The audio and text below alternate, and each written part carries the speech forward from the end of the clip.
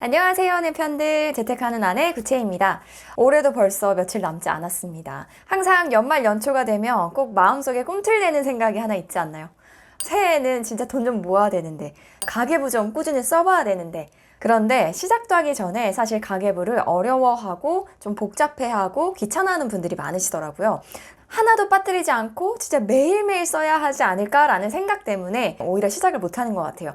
저는 올해로 횟수로는 7년차 가계부를 써오고 있는데요. 자산을 불려오는 과정에서 가계부가 정말 많은 비중을 차지합니다. 저는 사실 가계부만 쓴다고 해서 저축률이 폭발적으로 늘어난다거나 부자가 된다거나 이런 건 전혀 아니라고 생각해요. 그럼에도 불구하고 가계부를 꾸준히 써온 이유는 결국에는 우리가 부자가 되려면 투자를 해야 돼요. 근데 투자를 하려면 일단 매달 들어오는 월 현금 흐름을 알아야 되고 지출을 파악해야 되고 또 그걸 토대로 저축률을 점점 늘려가는 시스템이 필요한데 가장 효율적으로 도와주는 게 가계부이기 때문에 그걸 수단으로 활용을 하는 겁니다. 저는 이렇게 가계부를 쓰고 나니까 이제는 뭔가 제가 의식적으로 노력하지 않아도 한 달 생활비가 일정하게 유지가 되고 있어요. 그럼 기존에 이 가계부에 썼던 시간과 에너지가 점점 줄어들잖아요. 그 시간에 저는 경제 공부를 하고 투자를 하면서 자산을 급격하게 불려 나갔습니다. 매달 저축률도 70%에서 80% 수준으로 유지를 하고 있습니다. 가계부를 스트레스 받지 않고 정말 재밌게 쓸 수 있는 몇 가지 노하우를 알려드릴게요. 첫 번째 팁은 내 월급일과 사용일과 카드 결제일을 일치시키는 겁니다. 가계부는 매달 1일부터 말일까지 기준으로 작성을 하고요. 월급도 매달 1일부터 말일까지 사용을 합니다. 저는 당시에 월급일이 20일, 남편은 21일이었거든요. 이 월급을 말일까지 쓰지 않고 그대로 통장에 놔뒀다가 다음 달 1일부터 말일까지 사용을 하는 겁니다. 기존에 돈 관리가 잘 안 된다 하시는 분들은 보통은 월급이 들어오기도 전에 카드를 막 긁어요. 그런 다음에 월급이 들어오면 이번 한 달 동안 내가 썼던 카드 값을 뒤늦게 결제를 하는 거예요. 그러니까 월급이 들어오면 요거를 토대로 어떤 계획을 세울 여지도 없이 그냥 바로 카드 값으로 빠져나가거나 대출 이자가 나가거나 이런 식으로 그냥 흩어지는 겁니다. 저는 20일 날 월급이 들어오면 이 월급을 한 일주일에서 10일 정도 늦게 들어오는 거라고 생각을 했어요. 확정된 월급으로 다음 한 달을 1일부터 살아내는 겁니다. 우리 예전에 어렸을 때 지금처럼 신용카드가 되게 활성화되지 않았을 때 아버지가 그 월급을 현금으로 받아서 이 봉투에 들고 왔던 거 기억나세요? 그때 저희 어머니가 한 달 월급으로 쪼개가지고 생활을 했었거든요. 그런 거라고 생각하시면 돼요.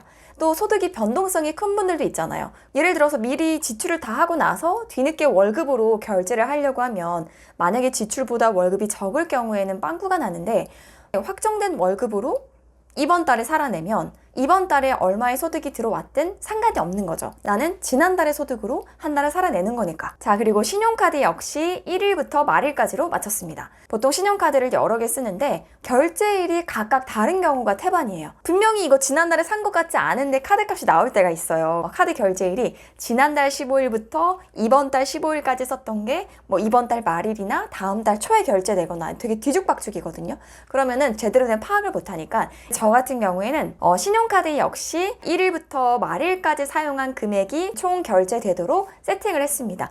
카드사마다 약간씩은 다른데 보통은 전월 1일부터 말일까지 사용했던 금액이 다음 달 13일, 14일 날 결제되는 시스템을 갖고 있어요.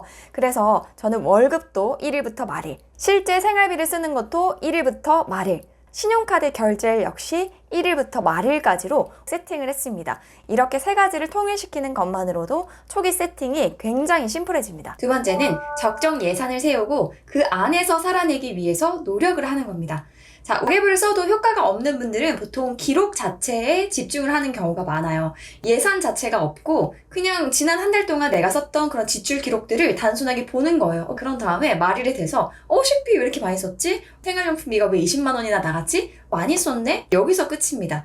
나에게 맞는 그 예산을 찾아야 되거든요. 어떤 분들은 식비에 아낌없이 쓰는 분들도 있고 어떤 분들은 쇼핑이나 꾸민비에 아니 어떤 분들은 자기계발이나 건강 관련해서 굉장히 지출을 많이 하는 분들도 계시거든요. 그런 분들한테 일괄적으로 식비는 얼마, 생활용품 얼마, 꾸민비는 얼마로 잘라야 됩니다 라고 해봤자 의미가 없는 거예요.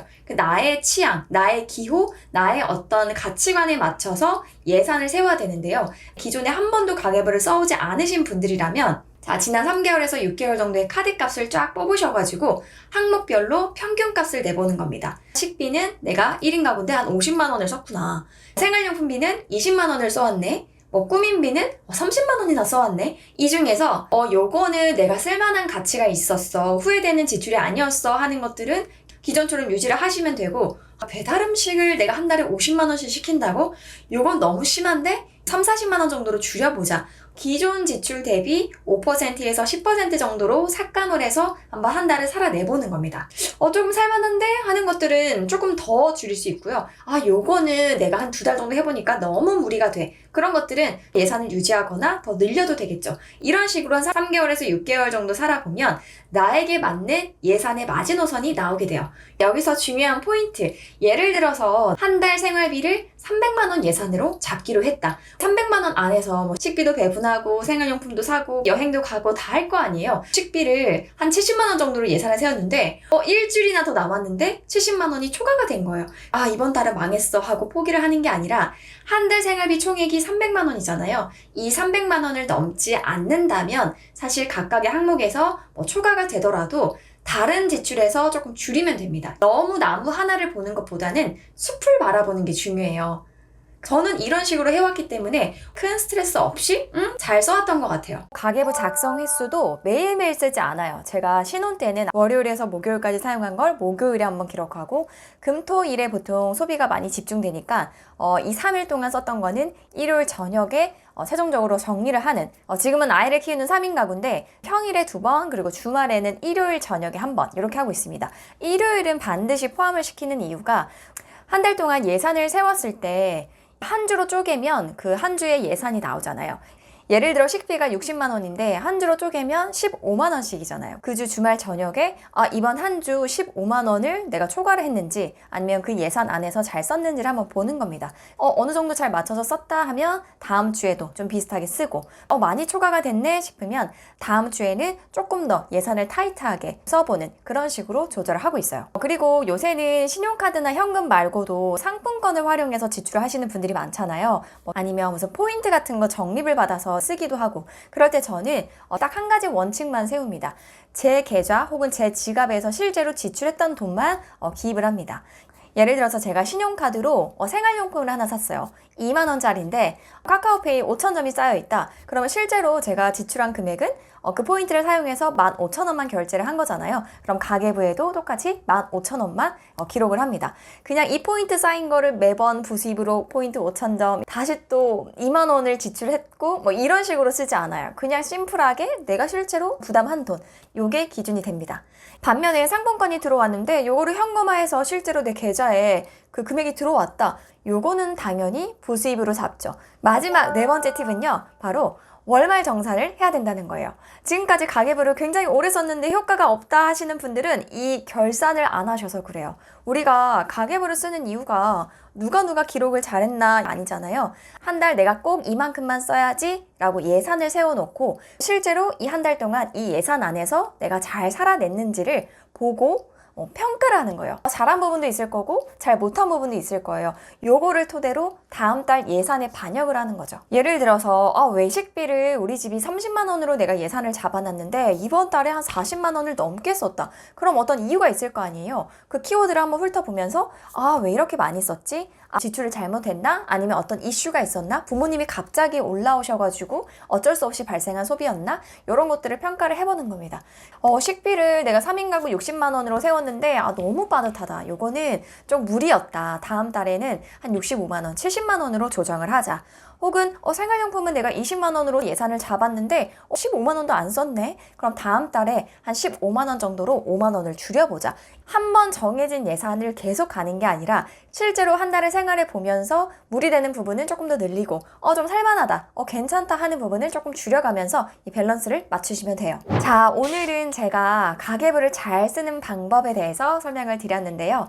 우리가 가계부를 쓰는 이유는 결국 지출 관리를 잘 하려는 거죠. 한정된 월급 안에서 지출 관리를 잘 하면 그만큼 저축할 수 있는 여력, 시드머니가 더 많이 불어나기 때문에 그 시드머니로 투자를 더 적극적으로 할 수 있고 그걸 통해서 자산을 더 많이 불려갈 수 있잖아요.